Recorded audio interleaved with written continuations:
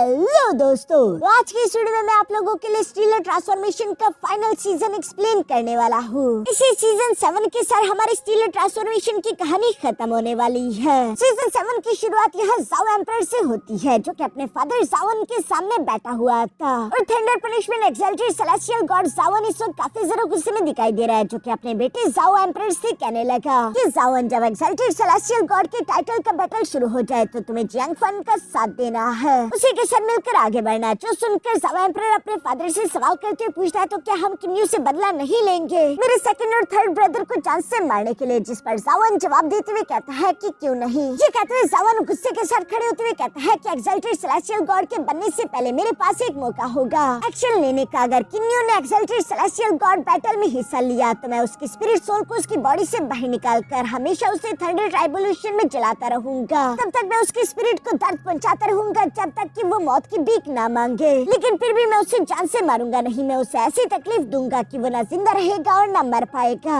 इसके बाद scene shift होकर दूसरी तरफ सेलेस्टियल माउंटेन की बाहर आ जाता है, जहाँ पर हम देखते हैं कि आटो सीक्रेट ग्रेट एम्परर्स पहुंच गए थे। ये सब लोग एक्सल्टेड सेलेस्टियल माउंटेन के अंदर मौजूद ट्रेजर्स को हासिल करने के लिए यहाँ पर पहुंचे हैं, जिनमें जाओ एम्परर भी जाओरन के साथ आया हुआ था। तभी अचानक इनके सामने एक बड़ा सा पोर्टल ओपन हो गया और स्पेस टाइम क्रैक पोर्टल के अंदर से किन्यू अपनी वाइफ और अपने साथियों के साथ धीरे से निकलकर बाहर आ जाता है, जिसे यहाँ पर देखकर तो सब लोग ही हैरान हो गए थे। सब लोग उसी के बारे में बात करने लगते हैं। इवन की कुछ लोग तो किन्यू के पास आकर कहते हैं, तो आप है गॉड किंग किन्यू, आपके बारे में हमने बहुत कुछ सुना था, आज आपसे मुलाकात भी हो गई, ये मेरे लिए खुशी की बात है। ये असल में डिवाइन रेल्म के नॉर्मल गॉड किंग्स थे। तभी अचानक हम देखते हैं कि वहाँ पर मिस पियाओ याओ भी आ गए, जिसके साथ दो मॉन्क्स है, एक का नाम पू यिन था और दूसरे का नाम शुआंग यूवू था। ये दोनों भी किन्यू को ग्रीट करते हैं। किन्यू ये देखकर हैरान था कि आखिर सब लोग किन्यू से इतने अच्छे से पेश क्यों आ रहे हैं, इतनी फॉर्मेलिटी की क्या जरूरत। तभी अचानक हम देखते हैं कि ब्रदर डुआनमू यू यहाँ किन्यू से टेलीपैथी के थ्रू बात करते हुए कहता है कि असल में सब लोगों की जबान पर सिर्फ किन्यू तुम्हारा ही नाम है और ये इसी वजह से क्योंकि सब लोग तुमसे डर रहे हैं। हालांकि किन्यू को ऐसा नहीं लगता था। इसके बाद किन्यू एक्सल्टेड सेलेस्टियल माउंटेन की तरफ देखने लगा, जिसके आसपास एक रेड कलर की मेम्ब्रेन थी और उसकी एनर्जी बहुत ही ज्यादा टेरिफाइंग थी। इवन की किन्यू भी इस टेरिफाइंग एनर्जी को सेंस करके हैरान होते हुए कहता है कि पता नहीं क्यों, लेकिन ये टेरिफाइंग एनर्जी थोड़ी बहुत मेरे न्यू यूनिवर्स के साथ मिलती जुलती है। किन्यू भी यहाँ पर ये सब सोच ही रहा था कि तभी अचानक वहाँ पर असुरा गॉड किंग लुवो फान आ जाते हैं, साथ ही साथ डीमन क्वीन याशा भी थी, जो कि दोनों यहाँ पर आते साथ ही किन्यू को ग्रीट करते हैं। किन्यू भी दूसरी तरफ यहाँ असुरा गॉड किंग को देखकर उनके पास आकर उन्हें ग्रीट करने लगा, जहाँ डीमन क्वीन याशा किन्यू से सवाल करते हुए कहते हैं कि किन्यू, कहीं ऐसा तो नहीं कि गॉड किंग बनने के बाद अब तुम एक्सल्टेड सेलेस्टियल गॉड की पोजीशन के लिए कम्पीट करना चाहते हो? जिस पर किन्यू जवाब देते हुए कहता है कि नहीं, ऐसी कोई बात नहीं, मैं तो बस सिर्फ उत्साहित हो रहा था, इसलिए ये सब देखने के लिए चला आया। मैं एक्सल्टेड सेलेस्टियल ट्रेजर्स के लिए कम्पीट नहीं करूंगा। किन्यू ये कहने के बाद साथ ही साथ यहाँ पर असुरा गॉड किंग से सवाल करते हुए पूछता है कि वैसे ये एक्सल्टेड सेलेस्टियल माउंटेन के आसपास रेड कलर की मेम्ब्रेन क्या है? जिस पर असुरा गॉड किंग किन्यू को बताता है कि इसे हम लोग गॉड किंग इनक्लोजर कहते हैं। इस रेड मेम्ब्रेन के होते हुए कोई भी गॉड किंग अपनी मनमर्जी से अंदर या फिर बाहर नहीं आ जा सकता जब तक कि रिलीफ डोर्स ओपन ना हो जाए। ये सब बताने के बाद असुरा गॉड किंग यहाँ पर किन्यू से कहता है कि बस मैं तुम्हें हेलो करने के लिए आया था, मैं यहाँ से चलता हूँ। जो कहते वो वहाँ से टेलीपोर्ट करके चले गए। पीछे की तरफ मास्टर जैंगलिन किन्यू के पास आकर किन्यू को बताता है कि इस वक्त डिवाइन रेल्म में टोटल 47 गॉड किंग्स मौजूद है, जिनमें से सारा गॉड किंग्स तो यहाँ पर आए भी नहीं और एक दो गॉड किंग्स तो ऐसे हैं जो कि पूरी तरीके से गायब हो चुके हैं। उनका तो कोई अता पता ही नहीं है कि क्या वो जिंदा भी है या नहीं। यानी कि किन्यू हमें जरा संभल कर रहना होगा। यहाँ पर वो अभी ये सब कह रहे थे कि तभी अचानक यहाँ एक्सल्टेड सेलेस्टियल माउंटेन के रिलीफ डोर्स ओपन होने शुरू हो गए। जिन रिलीफ डोर्स को ओपन होते हुए देखकर सब लोग ही खुश होते हुए फौरन से एक्सल्टेड सेलेस्टियल माउंटेन के अंदर की तरफ जाना शुरू कर देते हैं, जिनमें से किन्यू और उसके दोस्त भी थे। अंदर की तरफ आते हुए मास्टर जैंगलिन किन्यू को बता रहा था कि जब पहले एक्सल्टेड सेलेस्टियल माउंटेन बैटल हुई थी तो उसी टाइम से ये रिलीफ डोर्स यहाँ पर मौजूद है। कोई नहीं जानता कि आखिर इन्हें किसने बनाया है या फिर ये एक्सल्टेड सेलेस्टियल माउंटेन कहाँ से आया। किन्यू ये सुनने के बाद यहाँ उस माउंटेन पर बने हुए कार्विंग्स की तरफ देखने लगा, जहाँ किन्यू कहता है कि ये कार्विंग्स बहुत ही जरा अजीब है, ये इस दुनिया के तो नहीं लगते, लेकिन चाहे ये जिस भी यूनिवर्स से आए हो, मैं इनके अंदर के डाउ मीनिंग को सेंस कर पा रहा हूँ। किन्यू की ये कहते ही किन्यू के स्पिरिचुअल सी में उसे एक अजीब सी तलवार दिखाई देती है। जिस तलवार को पकड़ती है उसके अंदर से बहुत ही जरा टेरिफाइंग एनर्जी अनलीश हुई, जो कि हेवन और अर्थ तक को शटर करने की पावर रखती है। इस टेरिफाइंग सोर्ड इंटेंट को देखकर तो किन्यू भी हैरान हो गया था और वो कहता है कि ऐसी एनर्जी जो कि हेवन और अर्थ को कोलैप्स कर दे और एक न्यू यूनिवर्स को बनाने में मदद करे, यही इस पेंटिंग के अंदर मौजूद डाव है, जिससे किन्यू ही समझ पा रहा था। बाकी यहाँ पर मौजूद कोई भी सेंस नहीं कर पा रहा। ये जगह अंदर से दिखने में बहुत ही जरा खूबसूरत लग रही थी। किन्यू कहता है कि काश हॉफी और सेबल भी गॉड किंग बन चुके होते तो उन्हें ये खूबसूरत नजारा देखने को मिलता।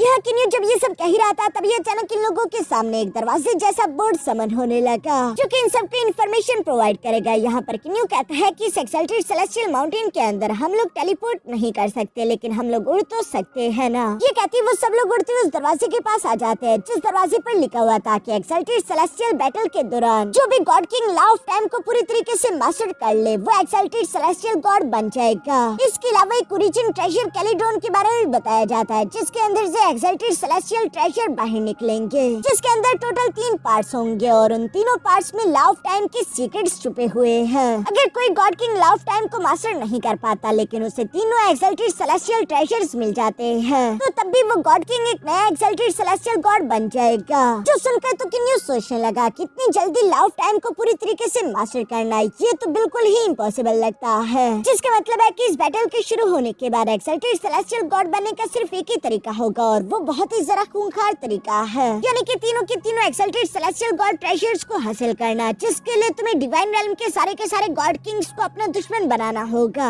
अब किन्यू को समझने को मिलता है कि क्यों कहा जाता है कि एक्साल्टेड सेलेस्टियल गॉड कंपटीशन के दौरान बेरहमी से खून खराबा होता है। यहाँ पर मास्टर जियांगलिन किन्यू को बताते हैं कि पिछली बार एक गॉड किंग जियो था जो कि था तो बहुत ज्यादा पावरफुल वो अकेले 10 गॉड किंग्स के साथ टकरा गया था लेकिन अंत में उन सारे गॉड किंग्स ने मिलकर टीम अप करके उसे जान से मार डाला। और इस बार भी मुझे लगता है कि यहाँ पर मौजूद अगर आधे गॉड किंग्स भी सरवाइव कर गए तो ये किस्मत की बात होगी। मास्टर जियांगलिन ये अभी कह ही रहे थे कि तभी अचानक वहाँ ओरिजिन स्पिरिचुअल कैलिड्रॉन समन होना शुरू हो गया जिसे देखकर तो गॉड किंग्स बहुत ही ज्यादा एक्साइटेड हो गए। सब लोग ये बेसब्री से ओरिजिन स्पिरिचुअल कैलिड्रॉन के अंदर से निकलने वाले एक्साल्टेड सेलेस्टियल ट्रेजर्स का इंतजार कर रहे थे। फिर दूसरी तरफ मिस जियांगलिन को अपने पेट में थोड़ी हलचल महसूस हुई इसलिए वो किन्यू से कहती है कि अभी के लिए किन्यू मुझे लगता है कि हमें यहाँ से चलना चाहिए। किन्यू भी उसकी बात समझ गया था इसलिए वो मास्टर जियांगलिन से कहता है कि अभी भी एक्साल्टेड सेलेस्टियल ट्रेजर के अपीयर होने में 10 साल बाकी है। तब तक हम लोगों को यहाँ से वापस जाना चाहिए। जब मेरा बेटा पैदा हो जाए तो उसके बाद हम लोग यहाँ आ जाएंगे, हमारे पास बहुत टाइम है। जिस पर मास्टर जियांगलिन भी एग्री करता था और हम देखते हैं कि मिस जियांगली यहाँ पर अपने फादर को देख रही थी। वो बेशक उदास है क्योंकि वो अपने पेरेंट्स से अलग हो चुकी है और उसका फादर उसे समझ नहीं पाता। इसके बाद हम देखते हैं कि ये लोग वहाँ से रवाना होने लगे। दूसरी तरफ मास्टर जियांग फान भी इन लोगों को जाते हुए देख रहा था जहाँ वो गुस्सा होते हुए कह रहा था कि किसी भी हालत में मैं एक्साल्टेड सेलेस्टियल ट्रेजर्स को हासिल करके एक्साल्टेड सेलेस्टियल गॉड बनूंगा और एक बार जब मैं एक्साल्टेड सेलेस्टियल गॉड बन जाऊँ तो उसके बाद मैं किन्यू और उसके इस बास्टर्ड बच्चे को जान से मार डालूंगा। जियांग एम्परर ये सब सोच रहा था तभी अचानक जाओ एम्परर पीछे से आ जाता है जो कि जियांग एम्परर से कहता है कि जब तक ट्रेजर अपीयर नहीं होता हम लोगों को यहीं पर बैठकर कल्टिवेशन करते हुए अपनी स्ट्रेंथ रिकवर करनी चाहिए। जिस पर जियांग एम्परर भी एग्री हो गया था। इसके बाद सीन शिफ्ट होकर दूसरी तरफ हाउफी पर आ जाता है जो कि एक लड़की जीजिया के साथ था और वो फ्लाइंग चैरियट का इस्तेमाल करते हुए जीजिया को अपने साथ लेकर जाते हुए कह रहा था कि मैंने एक जगह देखी है जो जगह खूबसूरत फूलों से भरी है। मुझे पूरा यकीन है कि वो जगह तुम्हें भी काफी पसंद आएगी। ये सब कहते हुए हाउफी आखिरकार जीजिया को उस जगह पर ले आया था जहाँ चारों तरफ दूर दूर तक पुल ही पुल थे। ये जगह दिखने में वाकई में काफी जरा खूबसूरत थी और हम देखते हैं कि हाउफी भी वहाँ पर मौजूद एक पुल को उठाते हुए जीजिया को देते हुए कहता है कि ये तुम्हारे लिए। जिस पर जीजिया ब्लश करते हुए हाउफी का शुक्रिया अदा करती है। दूसरी तरफ हाउफी का दिल जोरों से धड़कने लगा यानी कि सेबल और किन्यू के बाद आखिरकार हमारे प्यारे हाउफी को भी उसकी लवर मिल चुकी है जिससे हाउफी को तो प्यार होने लगा है। दूसरी तरफ जीजिया भी हाउफी को पसंद करती है। तभी अचानक हम देखते हैं कि वहाँ पर जीजिया की बड़ी बहन होंग्यून आ गई जो कि आते हुए पहले हाउफी से सवाल करते हुए पूछती है कि आखिर तुम जीजिया को यहाँ पर क्यों लाए, आखिर तुम्हारा क्या करने का इरादा है। जीजिया तो अपनी बहन को समझाते हुए कहती है कि हाउफी बुरा आदमी नहीं है, गॉड किंग ने मुझ पर हमला कर दिया था तब हाउफी ने मेरी जान बचाई और वो मुझे यहाँ ले आया। लेकिन होंग्यून को हाउफी पर भरोसा नहीं था। वो जीजिया से कहती है कि तुम बहुत ज्यादा मासूम हो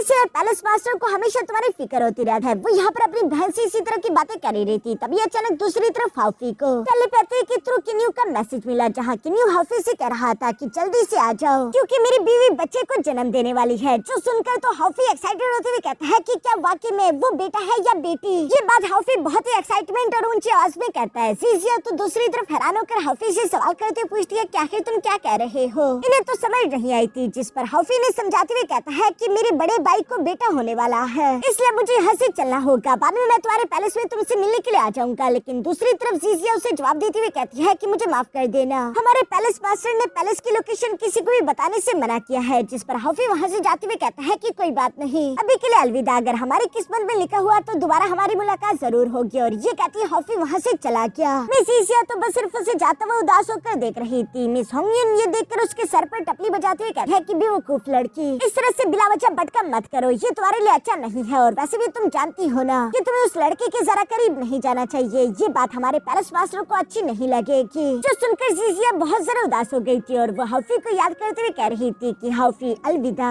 अगर किस्मत में हुआ तो हमारी मुलाकात दोबारा जरूर होगी। इसके बाद सीन शिफ्ट होकर किन्यू के यूनिवर्स में मौजूद जीजुआन पैलेस पर आ गया।